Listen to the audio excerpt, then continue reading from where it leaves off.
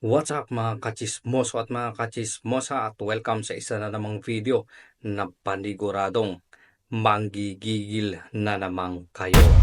So, pag-usapan natin, marami na mga kababayan ang lumalabas at nagsasalita. Hindi lang mga vlogger, hindi lang mga kilalang mga tao, kilalang mga politiko ang lumalabas na nagsasalita ng against kay Senator Raffy Tulfo at ng kanyang programang Raffy Tulfo in Action. Bagamat alam ng karamihan na kapag ka napipikon si Senator Raffy Tulfo ay nagkakaso nga siya sa kanyang mga kritiko, pero marami pa rin ang naglalakas loob na magsalita at i-expose nga kung ano ba talaga ang ginagawa ni Senator Raffy Tulfo at ng kanyang programang Raffy Tulfo in Action. Meron akong nakitang isang malaki-laking vlogger, political vlogger na nag-post tungkol kay Senator Raffy Tulfo. At dito sa post niya na ito ay marami ang nagsilabasang mga comment na mga experience nila sa Raffy Tulfo in Action. Pero bago natin silipin yan mga kababayan, mga kachismoso at mga kachismosa, ito po yung Gossip Central official page, Facebook page natin.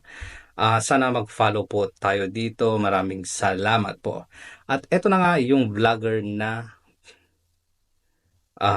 sinasabi ko. Siya ay si ito, Crisette Laureta Chu. May badge, check badge siya, ibig sabihin verified siya. So meron siyang following na 421,900. Ano ba yung post niya? Tingnan natin. Bakit na-trigger siya at nag-post na ito? Sa tatay, si tatay pinatulfo ng sariling anak sa dahilan ng hindi sapat ang 500 per day na allowance. So sa mga hindi pa nakakaalam ng istorya nito, meron na akong nakitang napanood ko na yung reaction video ni Teacher Mark Reacts. Puntahan nyo na lang para makita natin para malaman nyo kung ano naman yung background ng istorya ni tatay.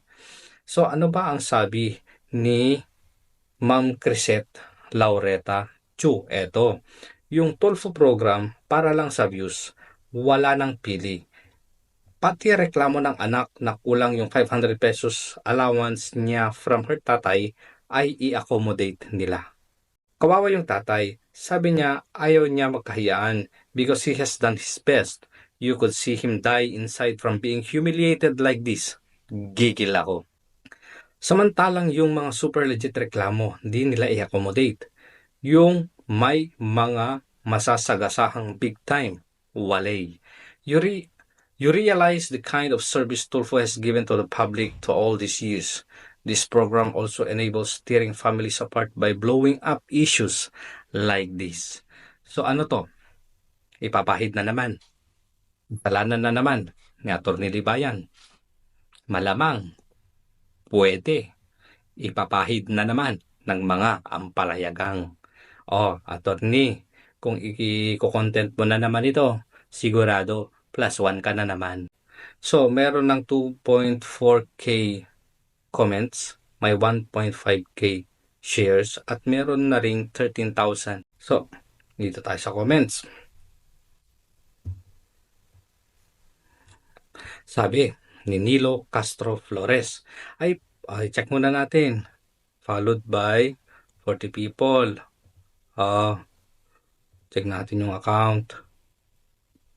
Nilo Castro Flores joined on February 2010. 2010 to. So legit. So balik tayo sa comment. As sabi ni Nilo Castro Flores, ay personal experience na magreklamo sa Tulfo. Nagkataon na kaibigan ng HR manager namin yung staff nila na sinabihan ako na magreklamo na lang daw ako sa DOLE. Di daw nila ako matutulungan. For your information, yung boss po namin na nanakit at nagmumura, siguro yun di pagkukulog ng mga benefits namin na kinakaltas naman sa sahod pang DOLE. Pero yung pagmumura at mananakit, di na po yun sakop ng DOLE. Una sa lahat, kuya, mali na kasi na bakit sa Raffy Tulfo in Action ka pumunta, bakit ka dumulog sa programa ni Senator Raffy Tulfo. Gayong meron naman tayong mga gobyerno na dapat mong lapitan, may proseso nga lang na pagdadaanan. pero parte po yun ng proseso. Kaya dapat matuto tayong magtiyaga. Hindi rin natin masisisi si Kuya Nilo. Bakit? Kung ang ipoportray ng programa mo, kung ang ipoportray, pinoportray ng programa mo ay ikaw ang sumbungan ng bayan. Hindi lang ikaw ang sumbungan ng bayan, kundi ikaw din ho ay nangangako na kapag pumunta ka sa Rapid Tulfo in Action, masosolve ang problema mo in 2 to 3 days. So hindi rin natin masisisi kung may mga kababayan tayo na lumalapit sa kanila. Dahil may pangako kasi sila. Kaya lang, eto, si Kuya Nilo, nabudol. Di ba? Ngayon, nag-reply itong si Ma'am Crisette. Ang sabi, sana naghanap ka ng kabit na issue para na-accommodate. Tapos kunwari, side issues na lang yung dole. Di ba? Sakit. Alam ng mga vloggers, hindi lang to nagsasalita tong mga to. Alam nila yung nangyayari.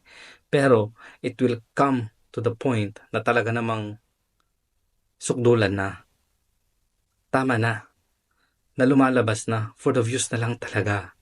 Di ba? Masakit eh. Kasi yun yung ipinapangako nila eh. Di ba? O next, eto.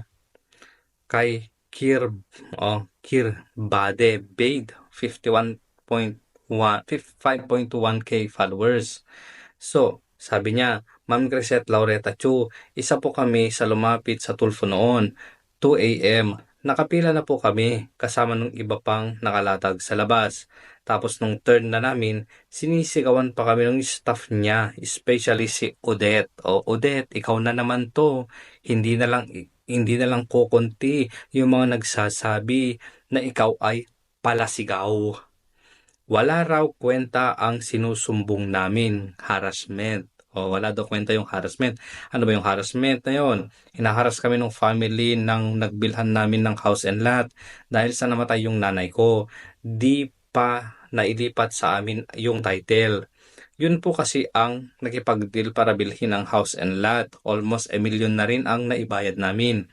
Ang sabi ni Odette, ay, may pera pala kayo. Huwag kayo dito. Di kayo pwede dito. At mga legal-legal na ganyan, di namin hawak yan.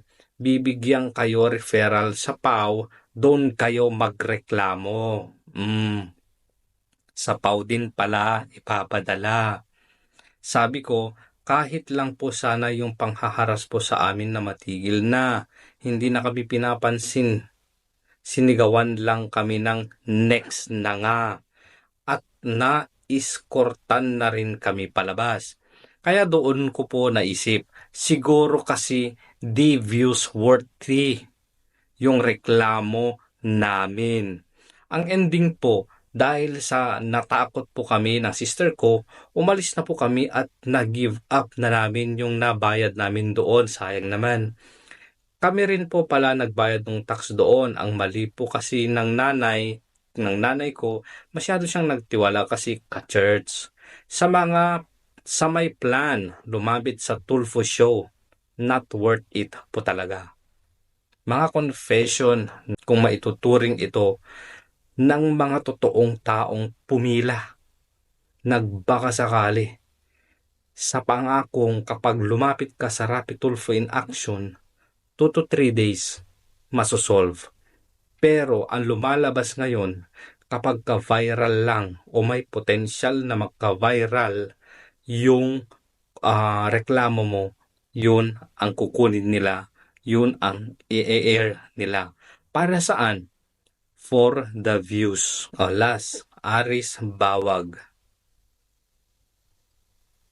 O si Aris Bawag, nagtatrabaho daw siya sa Metrobank. So sabi niya, Miss Crisette Laureta Chu, totoo yan. Nung inilapit namin sa kanya yung paggigipit sa amin ng land grabbers, ipinasa na lang kami sa PAW. Parang takot siya. Parang nag-a-accommodate lang siya ng reklamo for the views. Oh, tapos sinasabi ng mga Tulfonatics, sinasabi ng mga ampalaya na kami daw ay nagko-content kay Rapi Tulfo para perahan siya. Saan nila nakuha yung idea na ganyan? Sa poon din nila. Ine-echo nila kung ano yung sinasabi ng poon nila kahit na napakaraming tao na nagsasabi na yung programa ni Rapi Tulfo lalo na diyan sa na nilalagay sa social media ay for the views. O balik kung kami sinasabi ninyong ginagamit namin si Rapi Tulfo para pagkakitaan o ano to ginagamit ni Rafi Tulfo yung mga viral na issue o yung may potensyal na mag-viral. Ano yung mga yon para pagkakitaan? Ano yung mga yon? Yun yung mga galing na rin mismo kay Shari. Sabi niya, kabitan. Kasi magba-viral. Pag nag-viral, maraming views. Pag maraming views, maraming kita. Yun lang. Bye-bye. Talagang papatokin nila yung mga kabit-kabitan na yan. Kasi talagang nagpa-viral po. Napansin din po namin.